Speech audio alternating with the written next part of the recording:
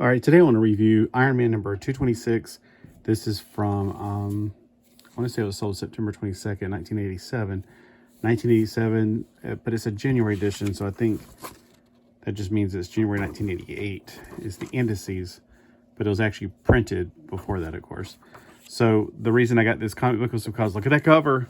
It's Stingray. I love Stingray. Stingray is one of my two favorite superheroes for the Marvel Universe. Him and Jack of Hearts, because nobody cares about them. I do. I'm one of these people. I'm always for the underdog or the B class or whatever you want to call them. Now, if you ask me what my favorite superheroes in the DC universe, the Marvel universe, I'm going to pick your heavy hitters like Green Lantern for DC, and Marvel, I'm going to be picking things like Storm or Phoenix or something like that. But let's be honest, Stingray and Jack of Hearts, they don't get love like they should. But I do. I think it's really cool to have like basically your Iron Man underwater. And who else is with him? Well, it's Iron Man because it's his comic book. So in this comic book, I would definitely give this an A+ for the art on the cover because that Stingray is just gorgeous. There's nothing wrong with this whatsoever.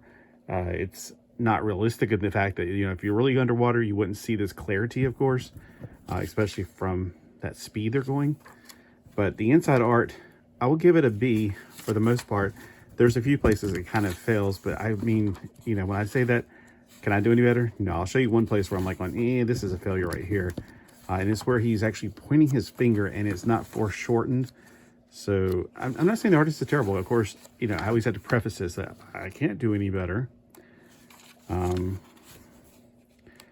think it's Iron Man's finger is going towards you and it doesn't look like it's really going towards you. It's getting smaller as it goes towards you, which doesn't really make sense. Not that picture. I mean, I keep looking at that one. It's like, that's the opposite. Oh, well, I'll probably get to it when I get to it. The story is pretty good. It's got these guys who obviously have been against Iron Man before, according to what the story is talking about. This is called Stark's Wars Chapter 2. Like Star Wars. Ha ha, I get it. Although, ironically, Star Wars did finish up before this. They're the three movies, the only three movies we'll ever get from Star Wars, I suppose. All right, so, inside, we had them hijacking a plane to take its contents. While they're doing it, this guy gets sucked out into, you know, explosive decompression. It's like, man, that's a terrible way to go. Now, when Iron Man rescues him, I wonder if he's like evil, you know, his ears have probably just exploded. He's probably unable to stand at that point. I don't know if you've ever been up in a plane, but it's usually pressurized for your convenience. Is that Pele? Oh, it is Pele. See, I've always heard about Pele, but I have no idea who Pele is. That's probably who they, is he from Brazil? Because I'm wondering if that's who they got the idea for the, what's his name? The guy who turns into Sunspot from the New Mutants. I wonder if they got the idea from him being from Brazil, Pele, and all that stuff like that, because it was popular back then. I'm not a sports person, so it was never my circle of popularity.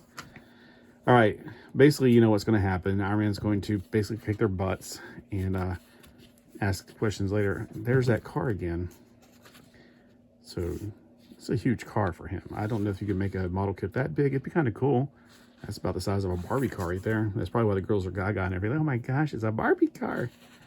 All right, over here we got Iron Man facing the last dude. And of course, he takes him down. And the story has a very startling ending, so spoiler alert on that one. While he's, you know, everybody's complaining that this new Iron Man, which I don't know if it's new because the suit's silver. I don't know. I have not been reading Iron Man up to this point. But everybody's like, this new Iron Man, he's way edgier. He's more shoot first, ask questions later. He's like, he's just a really in-your-face kind of guy. I'm trying to figure out what some of the wording they use for him. And everybody, of course, is trying to meet with Mr. Stark right now because they don't know he's Iron Man. But they're trying to tell him that there's a cult. This is pretty funny right here. Things are getting sticky, Mr. Stark. Stiltman is suing for excessive use of force. And the Controller's Code has filed a class action suit for infringement of their freedom of religion. Right. Yeah, it's kind of like satanic worship. Yeah, we won't let us sacrifice a virgin. No. All right. Oh, this is during the Nintendo eras. Goonies 2. That's one game I would like to have just because I love the Goonies. But I don't know if I'd really want to play it. But hey, if you played that game before, let me know if it was any good.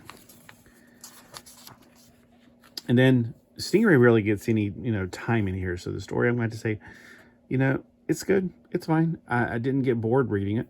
It got kind of sticky here, this situation. So he's like trying to figure out from a list of names of who's stealing his stuff, basically, Stark stuff.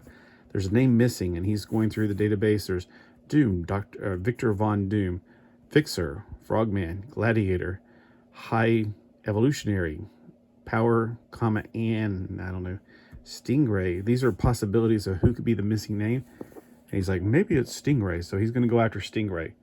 Stingray's a good guy. He wouldn't do that. But of course, Stark's got to make sure. So he's going out after Stingray, who's on an island at the time. Actually, before that, he takes a little... he goes to visit the West Coast Avengers. I don't know what the purpose of that was. It seemed like it was just like, okay, you're wasting time. This whole page just seems like a waste of time. Maybe the West Coast Avengers at that time, maybe they're trying to plug the comic. You ever been to a play and notice that in a play, they always talk about going to go see a play? I feel like it's an in-house kind of plug for their own, to keep the ball rolling, because I had to take that theater class in college, and I had to go watch the play, and it was like, oh, they're talking about a play within the play. So, I feel like it's that kind of thing, like it's a self-promotion. And right here, this just feels like it's don't forget to go read the West Coast Avengers. That's the way it feels to me. Over here, he's playing tennis with some girl, and of course, he shacks up with her at the end because he's a player. And Rhodes is not going to get that same satisfaction, I guess you can say, because she's wanting some information. And he's like, we're on a date. You're going to drill me for information? It's like, it seems like I have a headache all of a sudden. I guess I won't be staying over. Yeah, maybe that's the best. And see, I love how back then, that right there, you don't have to be perfect art. I mean, that's all you need. It says it all. And look at this. It really is a lot like in the movie for Iron Man. I never realized he had a circular house on top of a cliff overlooking water. Like I said, I have not read that many Iron Man comic books. But he finally goes over to the artificial island, which is where the East Coast Avengers, the Hydra base, they use for a base of operations, which I was like, I thought they were in New York or something in that Avengers mansion. Of course, I'm thinking early 80s. This is late 80s, 87. Well, anyway, so Stingray's on duty there, and he's like, hello, Iron Man. And he's like, I'm going to have to ask for your armor. He's like, no can do. And he takes off to escape him. So it's a chase. And we got some beautiful pictures of Stingray being, he's like, he can go through the water really quick. Iron Man can't, but at least he can punch through the things. And Iron Man realizes, well, I'm not going to be able to get my air tanks in there long enough to go deep enough after him. Because Stingray, even though his armor is like skin tight, he can go deeper with it. And how does he keep oxygen in there? That's what I'm like.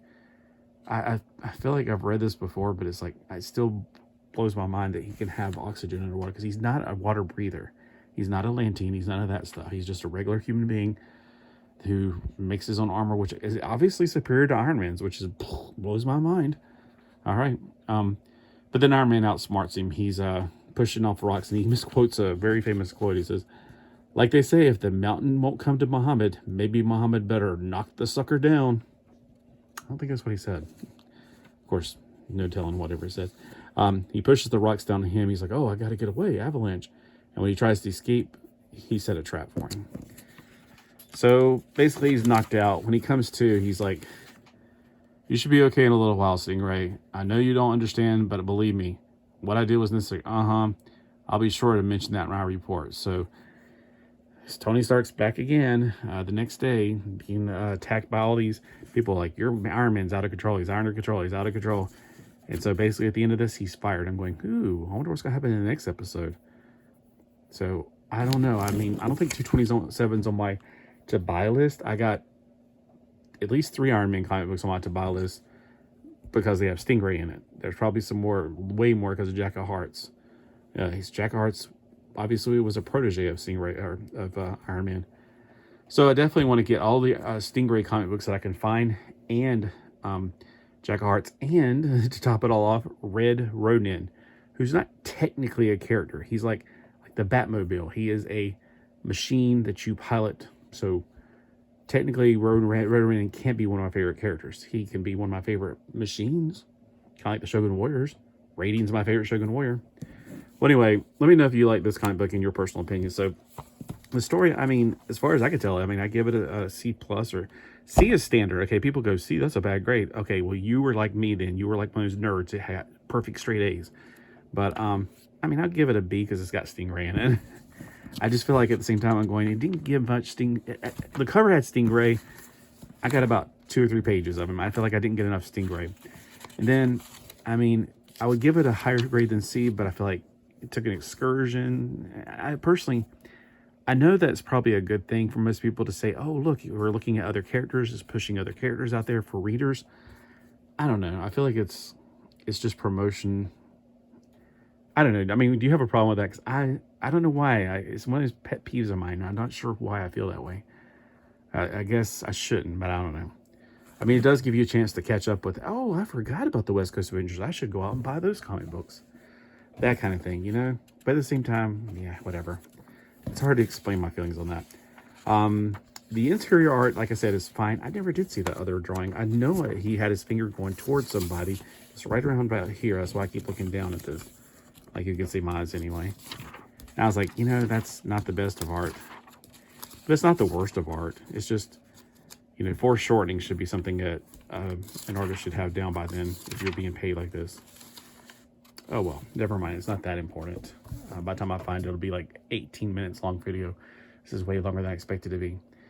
Overall, I think it was definitely worth the read. I think I got this for like $2, so definitely worth the $2. It was originally 75 cents.